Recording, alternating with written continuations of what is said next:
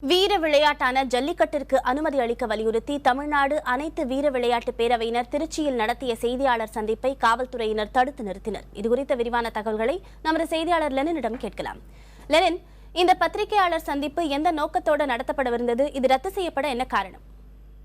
குறிப்பா தமிழ்நாடு அனைத்து வீர விளையாட்டு பேரவை சார்பாக திருச்சி ஸ்ரீரங்கம் பகுதியில் இருக்கக்கூடிய கொண்டையம்பேட்டை பகுதியில் இந்த பத்திரிகையாளர் சந்திப்பானது ஏற்பாடு செய்யப்பட்டிருந்தது. ஜல்லிக்கட்டு உள்ளிட்ட தமிழர்களுடைய இந்த பாரம்பரிய விளையாட்டுகளுக்கு எந்த அரசியல் கட்சி அனுமதி பெற்று தருகிறதோ, அந்த போட்டிகளை நடத்துவதற்கு அனுமதிக்கிறதோ, அந்த உறுதியை தங்களுடைய தேர்தல் அறிக்கையில் வாக்குறுதியாக வெளியிட வேண்டும். அப்படி வெளியிடக்கூடிய அரசியல் கட்சிகளுக்கு மட்டும் எங்களுடைய ஆதரவு. அதை செய்தியாளர்களிடம் சொல்வதற்காகத்தான் பத்திரிகையாளர் சந்திப்பு என்ற அடிப்படையில் செய்தியாளர்கள், திருச்சியில் உள்ள செய்தியாளர்கள் அனைவரையும் அந்த தமிழ்நாடு அனைத்து வீர விளையாட்டு பேரவையினர் அழைத்திருந்தாங்க. குறிப்பாக அனைத்து தொலைக்காட்சி செய்தியாளர்களும் பத்திரிகை செய்தியாளர்களும் அந்த சம்பவ இடத்துக்கு வந்திருந்தாங்க. பெரும்பிடுகு முத்திரையர் சிலையினுடைய அந்த இடத்துலதான் அந்த செய்தியாளர் சந்திப்பானது ஏற்பாடு செய்யப்பட்டிருந்தது. என்ன காரணம் லெனின்? குறிப்பா ஸ்ரீரங்கத்தினுடைய காவல்துறை உதவி ஆணையராக இருக்கக்கூடிய அங்குசாமி அங்க சம்பவ இடத்துக்கு வந்தார். இங்க யாரும் 5 நபர்களுக்கு மேல ஒன்னாக கூடியிருக்க கூடாது, உடனடியாக கலைந்து போங்க, தேர்தல் ஆணையத்தினுடைய உத்தரவுகள் இருக்கு என்று அவர் இதை ரத்து செய்ய சொல்லி, இந்த பத்திரிகையாளர் சந்திப்பை உடனடியாக நீங்க ரத்து செய்ய வேண்டும் என்று அவர் வலியுறுத்தினார்.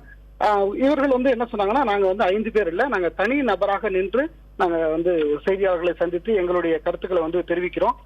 எனவே இந்த பத்திரிகையாளர் சந்திப்பை ரத்து அனுமதி கொடுக்கணும் என்ற கோரிக்கையை காவல்துறை உதவி ஆணையரிடம் முன்வைத்தார்கள். இந்த சூழ்நிலையில காவல்துறை உதவி ஆணையர் அதுக்கு அனுமதி கிடையாது அப்படின்னு சொல்லிட்டாரு. குறிப்பா நீங்க தனி நபராக நின்று கூட செய்தியாளர்களை சந்தித்து பேட்டி கொடுக்க கூடாது, அதற்கு தேர்தல் ஆணையத்தினுடைய அனுமதி வேண்டும் என்று உறுதியாக அவர் சொல்லிவிட்டார். அதன் அடிப்படையில் அந்த பத்திரிகையாளர் சந்திப்பானது ரத்து செய்யப்பட்டது. குறிப்பாக இந்த பத்திரிகையாளர் சந்திப்பின் போது ஜல்லிக்கட்டு காளைகள், அதே போல குதிரைகள், சேவல், இது போன்ற அந்த விலங்குகளையும் அந்த இடத்திற்கு அழைத்து அதன் முன்னிலையில் தான் அந்த பத்திரிகையாளர் சந்திப்பு என்பது அவர்கள் ஏற்பாடு செய்திருந்தார்கள். காவல்துறையினர் உத்தரவிட்டதை தொடர்ந்து அந்த விலங்குகள் அனைத்தையும் அந்த இடத்திற்கு கொண்டு வராமல் தூரமாகவே நிறுத்திவிட்டார்கள். பத்மபிரியா, செய்தியாளர்களுக்கும் காவலர்களுக்கும் இடையே வாக்குவாதம் ஏற்பட்டதா சொல்லப்படுது, அதை பத்தி சொல்லுங்க. குறிப்பா அந்த இடத்துல நீங்க யாராவது பேட்டி கொடுத்தீங்கன்னு சொன்னா, செய்தியாளர்கள் 500 ரூபாய் காசு வாங்கிட்டு அவங்க பாட்டுல செய்தியை போட்டு போயிருவாங்க, நாளைக்கு வழக்கு உங்க மீது தான் பாயும் அப்படின்னு சொல்லி அவர் மிரட்டினார். இதுங்க அருகாமையில் இருந்த செய்தியாளர்கள் இதை கேட்டு ஆத்திரமடைந்து, நீங்க யாரு 500 ரூபாய்க்கு காசு கொடுத்தது, யார் வாங்கியது, இதை நீங்க விளக்கிட்டு போகணும் அப்படின்னு சொல்லி கேட்டோம். உடனடியாக அவர் இல்ல நான் அப்படி சொல்லல என்று சொல்லிவிட்டு அங்கிருந்து புறப்பட்டு சென்று விட்டார். அதற்கு பிறகு அந்த இடத்துக்கு ஆய்வாளர் வந்தார், ஸ்ரீரங்கம் காவல்துறை ஆய்வாளர் வந்தார். இல்ல அப்படி அவர் சொல்லல, நீங்க செய்தி எடுத்து போட்டீங்கன்னு சொன்னா உங்க நிறுவனம் உங்களுக்கு 500 ரூபாய் ஊதியமாக கொடுக்கும், அந்த அடிப்படையில தான் உதவி ஆணையர் சொல்லியிருக்காரு, அது தப்பாக புரிந்து கொள்ளப்பட்டது என்று சொன்னார். உடனடியாக செய்தியாளர்கள் பல்வேறு கேள்விகளை முன்வைத்தாங்க. குறிப்பாக ஆதரவற்ற பெண்கள் ஒரு 1000 ரூபாய் முதலீட்டுல பூ வியாபாரம் பாக்குறாங்க, அவர்களிடம் தினசரி 10 ரூபாய் 20 ரூபாய் மாமூல் வசூலிக்க கூடியவர்கள் யார் என்ற கேள்விகளை அவர்கள் முன்வைத்தார்கள். இந்த சூழ்நிலையில அங்கிருந்த காவலர்கள் இல்ல நாங்க அதற்காக மன்னிப்பு கேட்டுக்கொள்கிறோம் அப்படின்னு சொல்லிட்டு அங்கிருந்து விலகி போயிட்டாங்க. நடந்த சம்பவம் குறித்து அந்த பேட்டி, அந்த செய்தியாளர் சந்திப்புக்கு ஏற்பாடு செய்திருந்த அந்த அமைப்பினுடைய ஒருங்கிணைப்பாளர் பாபா பாலாஜியிடம் நாம கேள்வி கேட்டோம்.